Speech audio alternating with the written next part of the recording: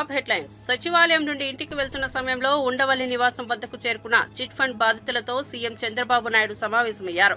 వారి సమస్యలు తెలుసుకుని ధైర్యం చెప్పిన ఆయన ప్రభుత్వ పరంగా తప్పు చేసిన వారిపై కఠిన చర్యలు తీసుకుంటామని హామీ ఇచ్చారు. న్యాయం చేయడానికి అవసరమైన అన్ని చర్యలు తీసుకుంటామని స్పష్టం చేసిన చంద్రబాబు భరోసా ఇచ్చారు.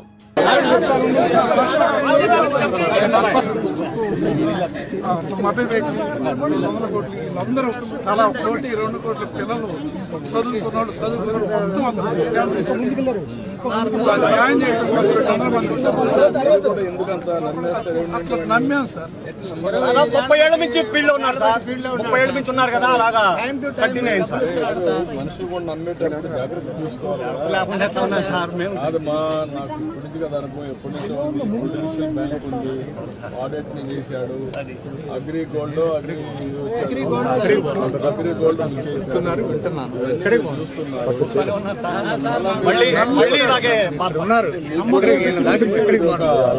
ఒక రోజు కష్టం వస్తున్నా ఒకడు మోసం చేశాడని తెలిసినా మళ్ళా టెంప్టేషన్, ఆ టెంప్టేషన్ తో తప్పులు చేస్తాను జీవితాలు. అతను ఎలాంటి నష్టాలు లేవు సార్. వాడుకుంటుంది మా వాడి ఏమైంది మోసం చేసాడు.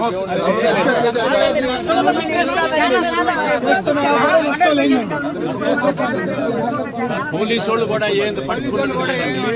పోలీసులు దాన్ని ఎంత చేయాలో చేస్తారు. జైల్లో బ్రహ్మాండంగా ఇది అవుతుంది సార్. రాజభోగాల్లో I will treat him properly. దాని గురించి మీకు సందేహం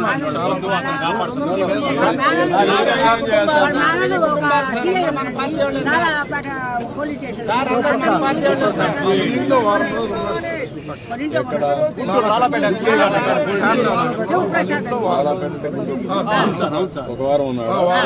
పేరేంటి ఆయన? పేరేంటి? అడుసుమల్లి శివప్రసాద్.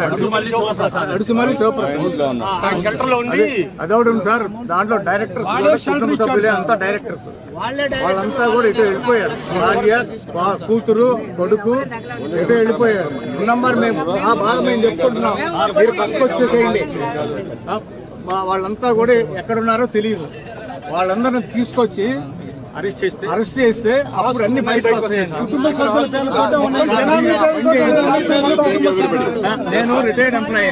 నాకు వచ్చిన బెనిఫిట్స్ అన్ని కూడా అక్కడికే ఇచ్చారు. 20 రోజుల ముందు నుంచి ఒక 50 కోట్ల రూపాయలు వసూలు చేశాడండి. కావాలని దాటైతే డబ్బులు ఎక్కడికి పోలేదండి. మొత్తం ఉన్నాయి. దేశంలో ఏంటంటే కొంతమంది మోసాలు చేయడం అలవాటు అయిపోయింది. అబద్ధాలు చెప్పడం, మోసాలు చేయడం అలవాటు అయిపోయిందండి. ఆర్థిక నేరాలు, రాజకీయ నేరాలు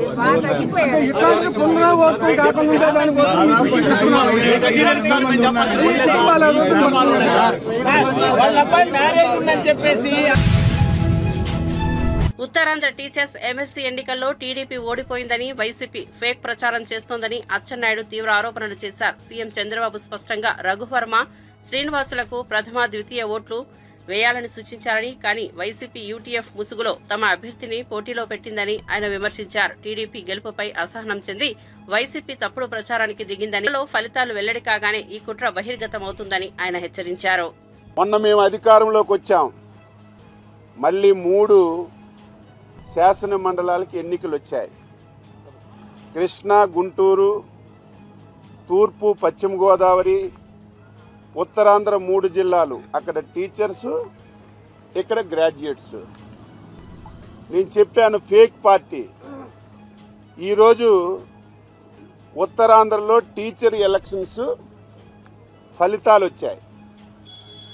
ఫలితాలు వస్తే సాయంత్రం నుంచి ఫేక్ టీవీల్లో, ఫేక్ సోషల్ మీడియాలో 9 మాసాలకే ఎన్డీఏ పార్టీ మీద ఉపాధ్యాయులకి మొగమాటం వచ్చింది, ఓడిపోయారని చెప్పి తప్పుడు సమాచారం, సిగ్గుమాలిన సమాచారం, సమాజం అసహించుకుంటుందని ఆలోచన లేకుండా ఇష్టం వచ్చినట్టుగా ఫేక్ ప్రచారం చేస్తున్నారు. ఈరోజు 3 ఎన్నికలు జరిగితే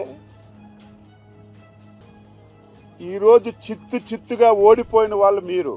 కనీసం నీ పార్టీ నుంచి అభ్యర్థులను కూడా పెట్టుకోలేనటువంటి దౌర్భాగ్యమైనటువంటి పార్టీ నీది, నువ్వు అని చెప్పి నేను తెలియజేస్తున్నాను.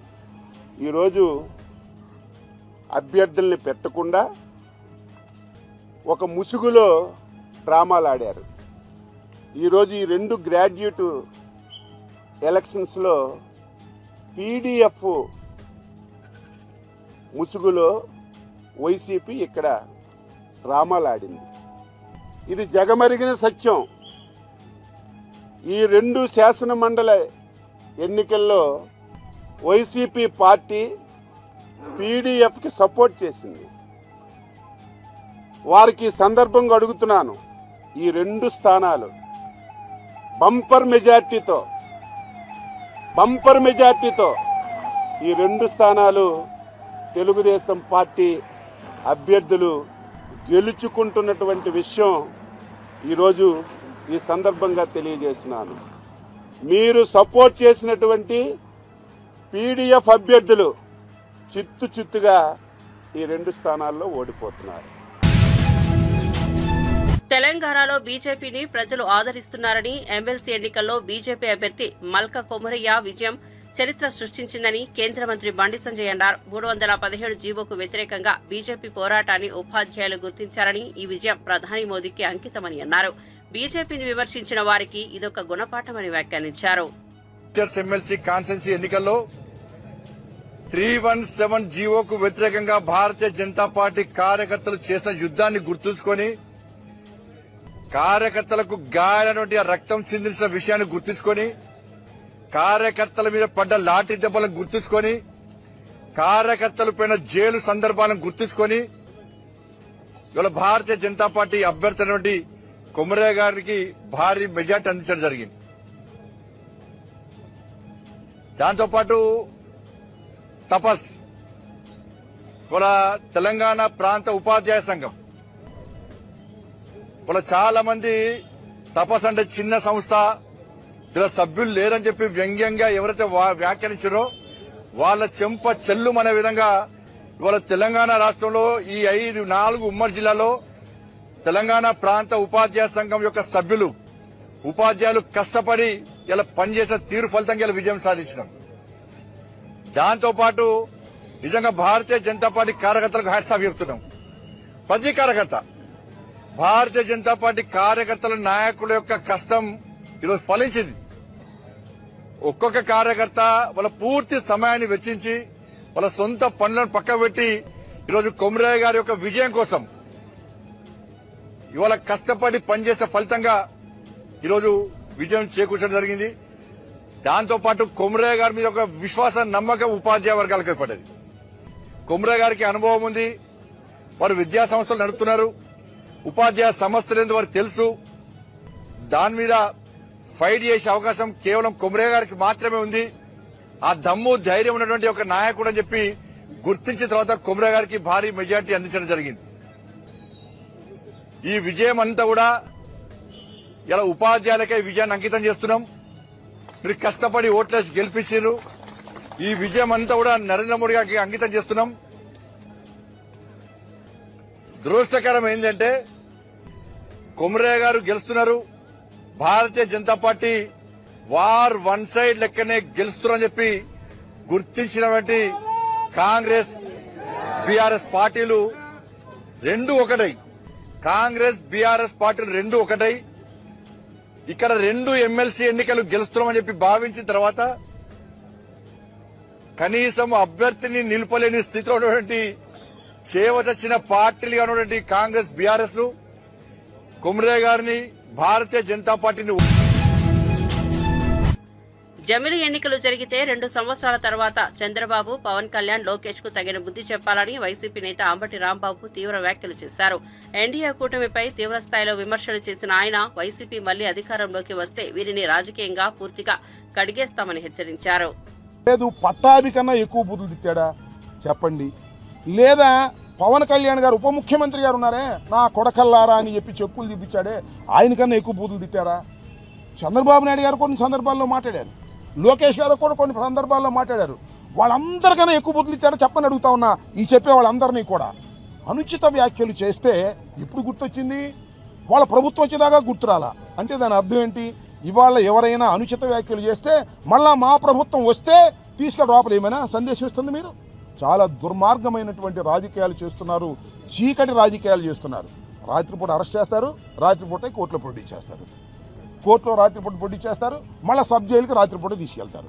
అంత చీకటిగా పగలెవరు చూడకోకుండా ఉండే విధంగా ఈ రకంగా కుట్రపూరితంగా పాపం వ్యవహరిస్తున్నారు. దురదృష్టవశాత్తు పోసాని కృష్ణమురళి గారిని పాపం ఆయన ఇక రాజకీయాల నుంచి తప్పుకొని భయపడిపోయి విలవిల్లాడిపోతున్న దశలో నువ్వు భయపడినా సరే మేము వదిలిపెట్టాం, నీ చొక్కా బట్టుకు తీసుకొస్తాం అని ఇలాంటి కార్యక్రమాలు చేస్తున్నారు. మీ అందరికీ తెలుసు, పిల్లిని గదిలో పెట్టి కొడితే ఏమైంది? తిరగబడక తప్పదు కదా. పోసాని మురళి గారి పరిస్థితి కూడా అదే అవుతుంది. ఇవాళ పోసాని మురళి గారికి మేము అండదండలుగా ఉన్నాం. వైఎస్ఆర్ కాంగ్రెస్ పార్టీ బేషరతుగా మనం చేస్తున్నాం. పోసాని కృష్ణమురళి గారు ఏదో అనుచిత వ్యాఖ్యలు చేశారనేటువంటి మాటలు మాట్లాడుతూ ఉన్నారు. తెలుగుదేశం పార్టీ నాయకుల కన్నా తక్కువ అనుచిత వ్యాఖ్యలు చేశాడని మాత్రం మనం చేస్తున్నాం. వారికి మాత్రం శిక్ష లేదు. శిక్ష లేకపోతే లేకపోయింది. ఆ చింతకాయ అయ్యన్న పాత్రుడు గారు ముఖ్యమంత్రిగా ఉన్న జగన్మోహన్ రెడ్డి గారిని ఏం మాట్లాడారో ఒకసారి చూపించమని అడుగుతా ఉన్నా. ఆయన ఏంటి ఇవాళ స్పీకర్ గారు, అలాగే త్రిపుల్ గారు ఉన్నాడు. ఆయన అసలు ఒక ఛానలే పెట్టి జగన్మోహన్ రెడ్డి గారిని ముఖ్యమంత్రిగా ఉన్నప్పుడు తిట్టకుండా తిట్టాడు. ఆయనకి ఉప ముఖ్యమంత్రిగా డిప్యూటీ స్పీకర్. మళ్ళా ఈయనున్నాడు ఎవరు, కింజారపు అచ్చెన్నాయుడు గారు.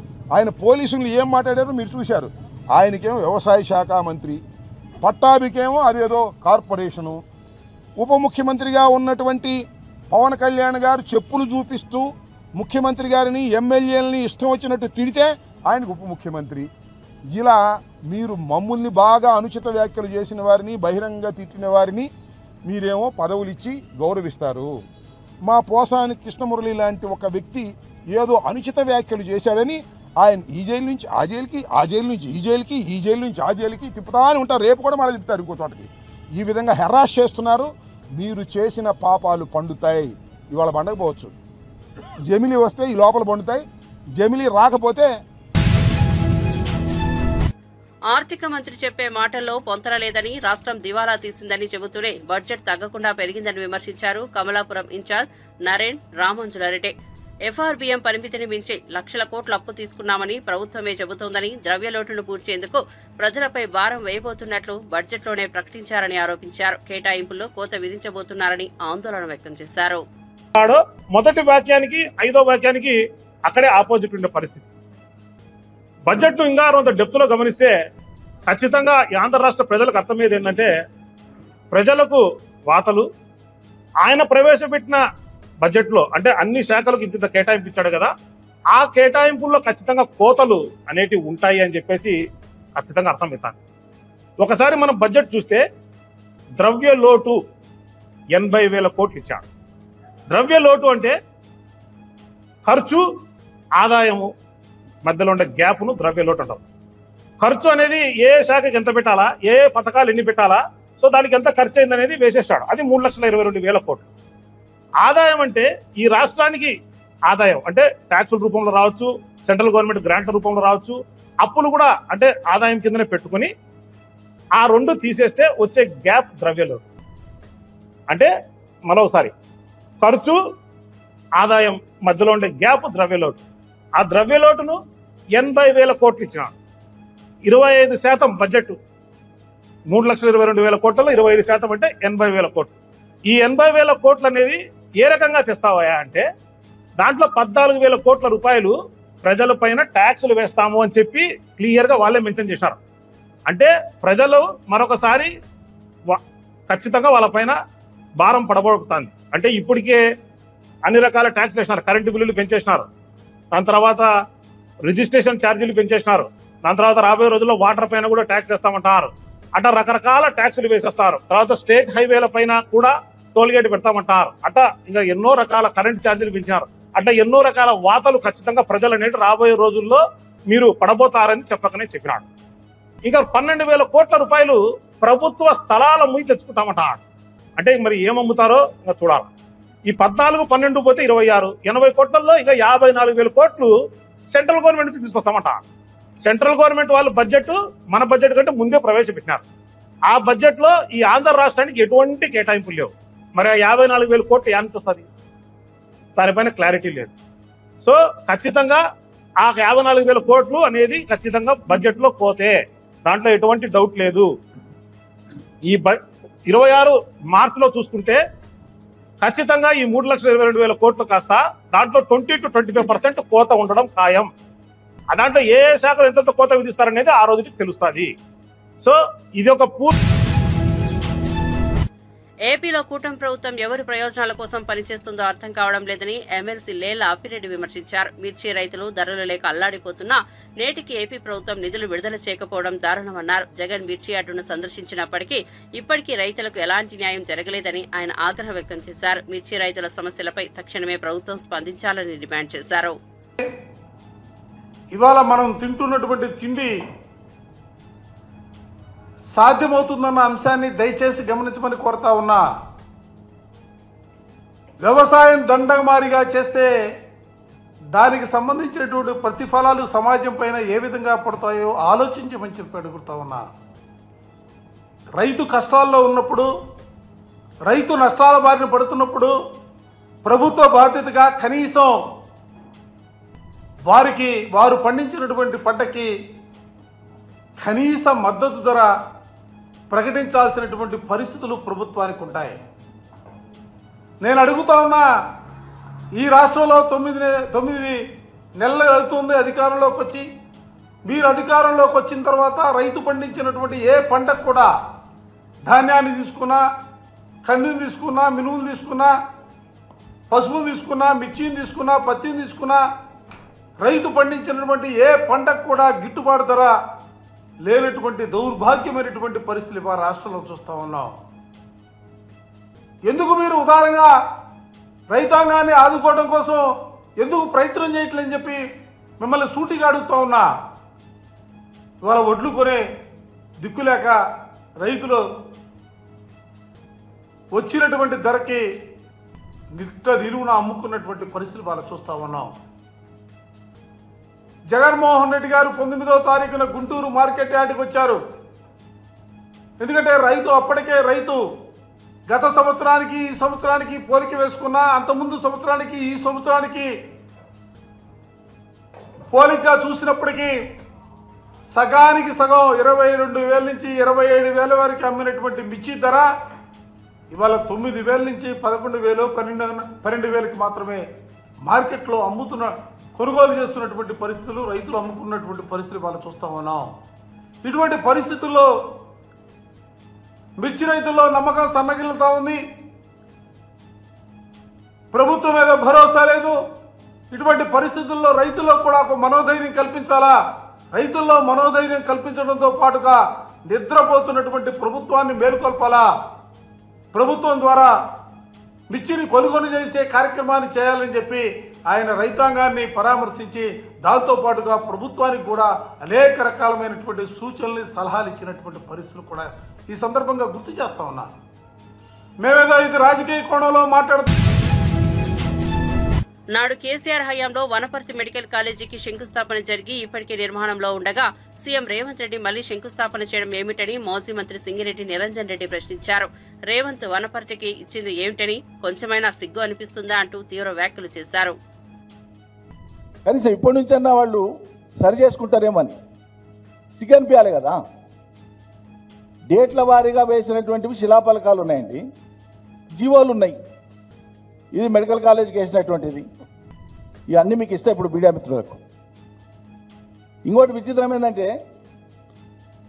ఏవి ఎక్కడైతే వేయాలన్నా మెడికల్ కాలేజు ఆసుపత్రికి సంబంధించిన శిలాఫలకం వేయాల్సిన చోట వేయలేదు. ఎందుకంటే ఆడ కళ్ళెదుట కనిపిస్తుంది బిల్డింగ్, నిర్మాణమైన బిల్డింగ్ కనిపిస్తుంది కాబట్టి ఆడ శిలాఫలకం వెనుక ముఖం చెల్లలే.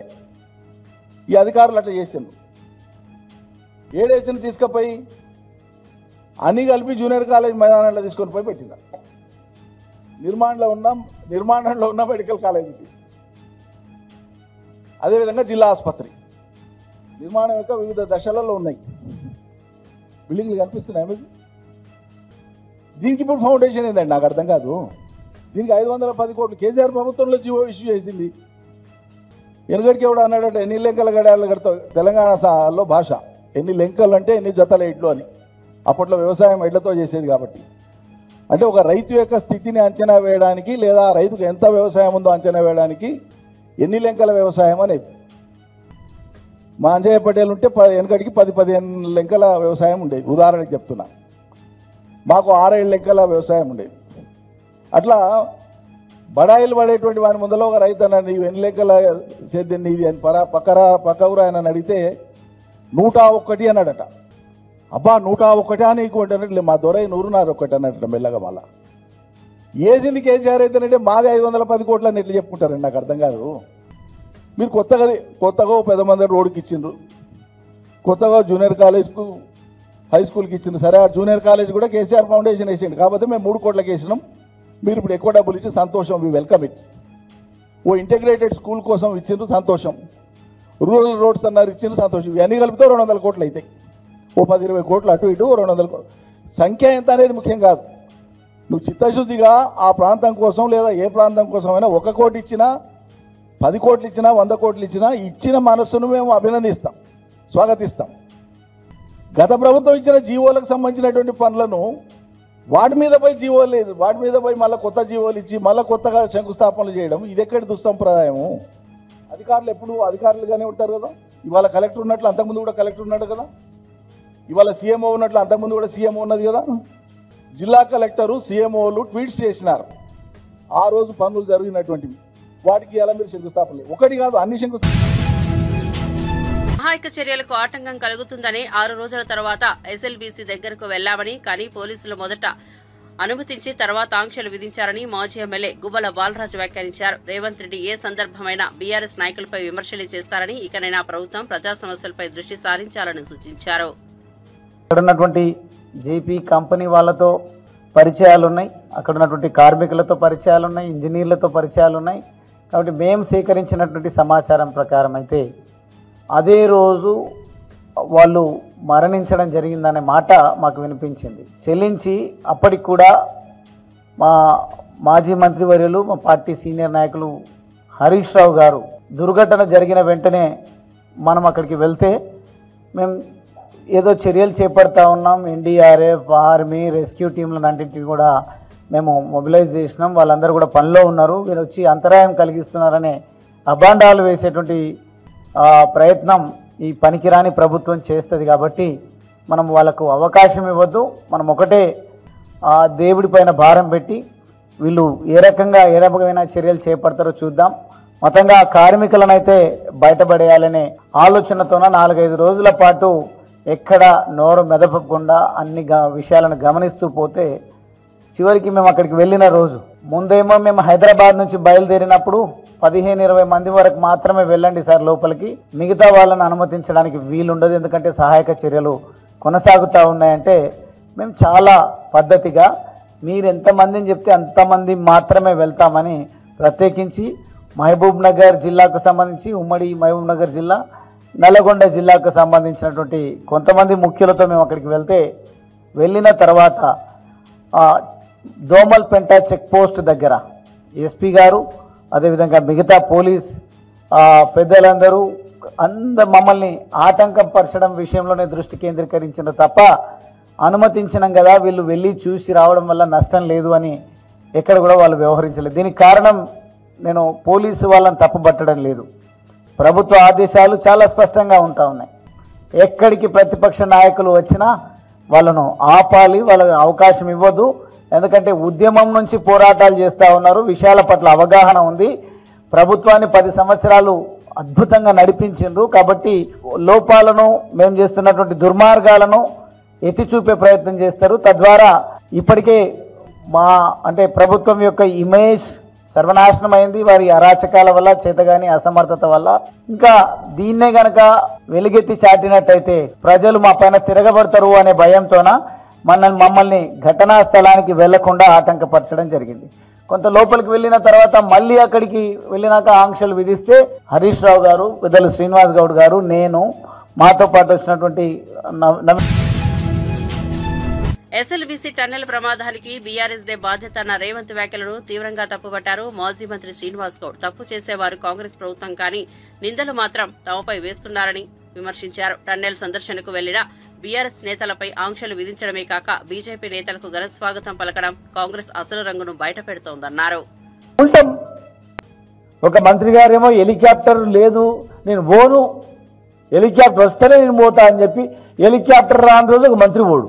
ఈ ఎలక్షన్ల మీద పని మీద ముఖ్యమంత్రి గారు ఎలక్షన్లు, మంత్రి గారు హెలికాప్టర్ లేదని పోవడం, ఇక ఇంకో మంత్రి విదేశాలు తిరగడం. తప్పులు చేసేది వాళ్ళు, ఉల్టం మా ప్రభుత్వం మీద, మాజీ ముఖ్యమంత్రి గారి మీద, ఇరిగేషన్ మాజీ మంత్రి హరీష్ రావు గారి మీద దుమ్మెత్తిపోవడమే. హరీష్ రావు గారు వచ్చిండని చెప్పి ఆయన మీద ఆరోపణలు. ఆయన వచ్చి మేము అందరం నిలుకొని మేము అందరం కలిసిపోతేనే కదా బాలరాజు గారి నియోజకవర్గం అది. ఆయన పని చేస్తామంటే అడుగు పెడితే ఆయన మీద లేనిపోని ఆంక్షలు, భార్య తీసుకోకపోతే ఆంక్షలే, ఫ్యామిలీతోనే పోతే ఆంక్షలే, అవమానపరిచే రీతిలో. ఇక అవమానాన్ని తట్టుకోలేక హరీష్ అన్న మనం పోదాందా పాల మరదలేక అర్లి పోదామని చెప్పి అందరం కలిసిపోతే కనీసం గేట్ లోపల కూడా రానియలేదు మమ్మల్ని, గేట్లకు లోపలికి ఎంటర్ కూడా రానియలేదు. ఏం చేద్దాం చెప్తామంటే వాళ్ళ తప్పులను అడుగుతామని, ఎత్తి చూపుతామని చెప్పని 21 నాడు ఒక శాసనసభ్యుని కూతురు ప్రీ వెడ్డింగ్కు అబుదాబి పోతే 22 నాడు సంఘటన అయింది. సంఘటన జరిగిన తర్వాత ఒక సంఘటన మీదేసి ఈయన బాధ్యుడు అంటారు. అసలు విషయాలు మీకు తెలియదేమో. ఆ ప్రీ వెడ్డింగ్కి మంత్రిగా ఒక మంత్రిగా నల్గొండ జిల్లా మంత్రి కూడా ఉన్నాడు మరి ఆ వెడ్డింగ్లో. హరీష్ రావు గారు ఏమన్నా ఇరిగేషన్ మంత్రియా, లేకపోతే ప్రభుత్వంలో ఏమన్నా నీటిపారుదల శాఖకు సలహాదారుడా, ఏముంది? ఆయన దుబాయ్ అయినందుకు మీరు పని చేయలేదు. ఎక్కడే సంఘటన జరిగితే వీళ్ళు బాధ్యులు అంటే వీళ్ళు ఏమైనా హోమ్ మినిస్టరా, లేకపోతే అక్కడ ఏదైనా గవర్నమెంట్లో ఏమైనా కీలక పోస్ట్ ఉన్నాడా? ఎక్కడ ఏం జరిగినా వీళ్ళే కారణం అనడం ఏమన్నా న్యాయం ధర్మం ఉందా? అదే ప్రీ వెడ్డింగ్లో ఒక మంత్రి ఉన్నాడు, మీ పార్టీ వాళ్ళు చాలా మంది ఉన్నారు. అట్లా అనుకోస్తే ఈ సంఘటన జరిగినప్పుడు ప్రభుత్వంలో మీరు ఎక్కడో కూడా ఉండాలి, కానీ ఈయనకేం సంబంధం? ఎక్కడో జరిగితే ఏదైనా గొడవ జరిగితే వీళ్ళే బాధ్యత అంటారు, ఏదైనా హత్య జరిగితే వీళ్ళే బాధ్యత అంటారు, ఏం మాట్లాడతలేదంటారు. ప్రభుత్వం మీ చేతిలో ఉంది, లా అండ్ ఆర్డర్ మీ చేతిలో ఉంది. డీజీపీ మీరు చెప్పిన మాట వింటాడు. ఒక హింసాత్మక సంఘటన ఉన్నప్పుడు డీజీపీ వివరణ ఇవ్వాలా? అలాంటిది ఏం లేదు. ఎలక్షన్లో అప్పుడు ఇట్లే మాట్లాడినా నమ్మారు, ఇది ఇట్లే మాట్లాడితే నమ్ముతారు అనుకుంటున్నారేమో. ఊర్లలో పోయి చూడండి, రెడీగా ఉన్నారు వాళ్ళు, సలాకి కాల్చి రెడీ ఉన్నారు. సమయం వచ్చినప్పుడు ఏడ పెట్టాలనో ఏడ వస్తానో అవుతానికి రెడీ ఉన్నారు. ప్రమాదాలు జరిగినప్పుడు చంద్రబాబు ఎప్పుడైనా బాధితులను పరామర్శించారా అంటూ ఎంపీ భువనగిరి చామల కిరణ్ కుమార్ రెడ్డి తీవ్ర వ్యాఖ్యలు చేశారు. ప్రభుత్వ బాధ్యత ఏంటో ప్రజలకు తెలియజేయాలని, సంక్షేమానికి కట్టుబడి ఉంటే మాటల కన్నా చర్యలు తీసుకోవాలని సూచించారు. నిన్న సందర్భంలో హరీష్ రావు గారు ఎస్ఎల్బిసి టన్నెల్ కి సంబంధించిన వివాదాన్ని ముఖ్యమంత్రి రేవంత్ రెడ్డి గారి నిన్న పర్యటనను ఉద్దేశించి మాట్లాడుతూ ఆయన ఏదో గవర్నమెంట్ ప్రోగ్రాం పోయి ఏదో సీరియస్నెస్ లేదు, పోకముందేమో పోలేదని చెప్పి, అప్పుడేమో ముఖ్యమంత్రి గారికి చిత్తశుద్ధి ఉంది కాబట్టి ఇరిగేషన్ శాఖ మంత్రి గారిని 3 గంటలల్లో ఇన్సిడెంట్ అయిన 3 అవర్స్ లో అక్కడికి ఒక హెలికాప్టర్ అరేంజ్ చేసి పంపించిన అని చెప్పి ముఖ్యమంత్రి గారు చెప్పారు, ఉత్తమ్ కుమార్ రెడ్డి గారు చెప్పారు. తెలంగాణ ప్రజలకు రోజు అదే ముచ్చట చెప్పుకుంటా పోతే మేము కూడా ఏదో చెప్పాల్సి వస్తుంది కదా. ఇప్పుడు వీళ్ళ సంగతి ఏందనేది ఈ రోజు వాస్తవంగా హరీష్ రావు గారు మాట్లాడుతూ మా హయాంలో మేము 11 కిలోమీటర్లు 3,000 కోట్ల రూపాయలు ఖర్చు పెట్టినామని చెప్తుండు. 1,00,000 కోట్లు ఖర్చు పెట్టే కాళేశ్వరం మీద ఉన్న చిత్తశుద్ధి దీని మీద ఉంటే ఈ రోజు ఈ సమస్యనే ఉండకపోవు. 10 ఏళ్లలో 3,000 కోట్లు ఖర్చు పెట్టడంలో మిమ్మల్ని మించినోడు ఎవరు లేడు. ఎన్ని కోట్లైనా ఖర్చు పెడతారు మీరు. పని విషయంలోనే చిత్తశుద్ధి లేదని మేము చెప్తున్నాం. పాలమూరు రంగారెడ్డి ప్రాజెక్టుల మీద, దక్షిణ తెలంగాణలో కృష్ణా జలాల మీద, వాటి మీద కట్టాల్సిన రిజర్వాయర్ల మీద మీకు చిత్తశుద్ధి లేదని మేము పదే పదే ఎందుకు చెప్తున్నాం తెలంగాణ ప్రజల ముందు? మీరు అటు ఇటు పోయి మళ్ళీ పిట్ట కథలు చెప్పడానికి ప్రయత్నం చేస్తారు. మీరు అనుకుంటే 10 ఏళ్లలో 11 కిలోమీటర్లు మేము చేసినామని పొంకనాలు చెప్తున్నావు కదా, 10 ఏళ్లలో 3,000 కోట్లు ఖర్చు పెట్టినామంటున్నావు కదా. నీకు చిత్తశుద్ధి ఉంటే 10 ఏళ్లలో సొరంగం దువ్వలేకపోదువా? గ్రావిటీ మీద అక్కడ చేయాల్సిన ప్రాజెక్ట్కి పెద్ద పెద్ద బాహుబలి మోటార్లు తెచ్చి 1,00,000 కోట్లు ఖర్చు పెట్టి కాళేశ్వరం మీద ఖర్చు పెట్టినోని 3 లక్షల ఎకరాలు 4 లక్షల ఎకరాలకు సాగు ఫ్లోరైడ్ సమస్య మీద నల్గొండ జిల్లా బాధితులుంటే మీకు జిల్లాకు నాయకులు లేరు. ఫస్ట్ ఉన్న నాయకునికి అసలు ఆయనకు రాజకీయమే తెలియదు నల్గొండ జిల్లాలో. దానికోసం ఏ రోజు మీ దగ్గర వచ్చి పోరాడేది లేదా జగదీశ్వర్ రెడ్డి? ఇవాళ మీరు వచ్చి కాంగ్రెస్ పార్టీ గురించి, సంవత్సరంన్నర పాలన ఉన్న కాంగ్రెస్ పార్టీ గురించి చెప్తారా? మా ముఖ్యమంత్రికి చిత్తశుద్ధి లేదంటావు. ముఖ్యమంత్రి ఎన్నేళ్ళు ముఖ్యమంత్రి చేసిండు? మీ మామ లెక్క 10 ఏళ్ళు ముఖ్యమంత్రి చేసిండా? మీ మామ ఎప్పుడన్నా ఇట్లాంటి ఇన్సిడెంట్ లేనప్పుడు ఒక ముఖ్యమంత్రి వదలు ఎన్నిటికి పోయిండు? ఎన్ని ఇన్సిడెంట్లకు పోయిండు? గతంలో జరిగినటువంటి ఎన్ని యాక్సిడెంట్లకు మీ మామ పర్సనల్ గా పోయి అక్కడ ఉన్నటువంటి 65 మంది చచ్చిపోయారు. కొండగట్టు జరిగినప్పుడు ఏడుండు మీ మామ?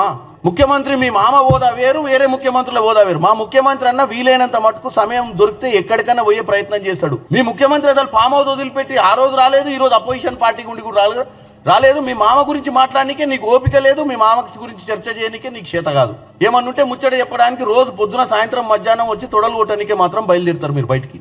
ఇలా ఏమడుగుతున్నాం, మీరు చిత్తశుద్ధితో చేసి ఉంటే ఈరోజు ఎస్ఎల్బీసీలా ఆ రోజు మీ నిర్లక్ష్యం వల్లనే అక్కడ మీరు కరెంట్గా మెయింటెనెన్స్ చేయకపోవడం వల్లనే ఈరోజు ఇన్సిడెంట్ జరిగింది.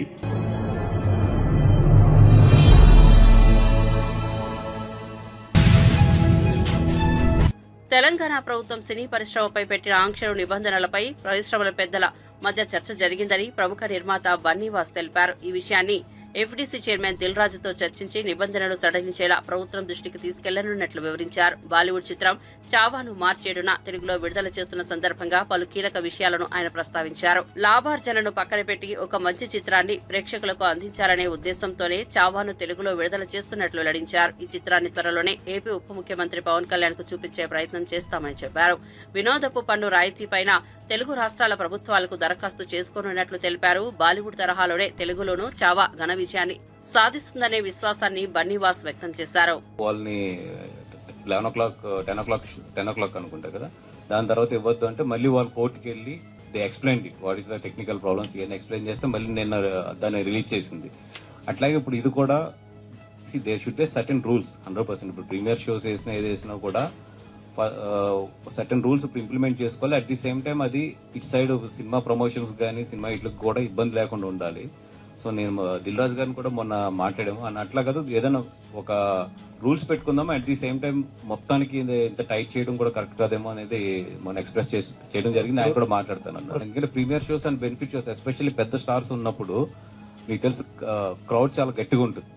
అంటే ఈవెన్ మనం కూడా నుంచోలేం, మీరందరూ కూడా చాలా దాంట్లో అనుభవించిన వాళ్ళే. ఆ క్రౌడ్ పుష్ కానీ ఇదంతా కూడా ఎంత అన్కంట్రోలబుల్గా ఉంటుంది. అట్లాంటి చోట పిల్లల్ని తీసుకెళ్తాం అనేది ఐ డోంట్ థింక్ అంత సేఫ్ కాదు. So definitely I will support that judgement. ఇప్పుడు కూడా ఈ కాంతారా అవ్వచ్చు, లేదంటే 2018 అవ్వచ్చు, లేదంటే ఇప్పుడు చావా అవ్వచ్చు, గజని మేము రైట్స్ కొనుక్కున్నాం. యాజ్ ఏ ఇట్లాంటి సినిమాలు వచ్చినప్పుడు మాకు పెద్ద మిగలదు ఎప్పుడు కూడా. అంటే మేము ఇది కొన్న సినిమా కాదు కదా, జస్ట్ రిలీజ్ అంటే ఒక మంచి సినిమాని తీసుకొద్దాం ఎదరికనే ఒక తపన తప్పితే యాక్చువల్లీ ఇప్పుడు నేను దీనికి పెట్టే టైం ఎఫర్ట్కి ఫైనల్గా నాకు వచ్చే అమౌంట్స్కి అయితే మాత్రం కమర్షియల్గా అయితే మాకు వర్కౌట్ అవ్వదు. బట్ ఒక మంచి సినిమాని మాత్రం తీసుకొస్తాము. దీనివల్ల ఏంటంటే ప్రొడ్యూసర్స్కి ఇట్లాంటి మంచి సినిమాలు తీసుకురావడానికి కానీ ఇట్లకి కానీ చాలా ముందు ఒక ధైర్యం అయితే వస్తుంది. ఇప్పుడు కూడా సనాతన ధర్మాన్ని ఎప్పుడు కూడా ఆయన ప్రోత్సహిస్తారు. డెఫినెట్గా నాకు తెలిసి ఈ సినిమా గురించి ఆల్రెడీ ఆయనకి తెలుసు అనుకుంటున్నాను. ఒకవేళ నాకు ఏమాత్రం అవకాశం దొరికినా కూడా ఆయనతో ఇట్లా నేను తెలుగులో ఇది అనువాదం చేస్తానని చెప్పి డెఫినెట్గా ఈ సినిమా చూపిస్తానికి నేను ట్రై చేస్తాను. అయితే డెఫినెట్గా అప్లై చేస్తాను. ఎందుకంటే అది సినిమా రిలీజ్ అయిన తర్వాత అప్లై చేయాలి. ఫ్రైడే రిలీజ్ అవుతుంది కాబట్టి సాటర్డే నేను అప్లై చేస్తాను. హౌ ద గవర్నమెంట్ రియాక్ట్స్ అది చూడాలి.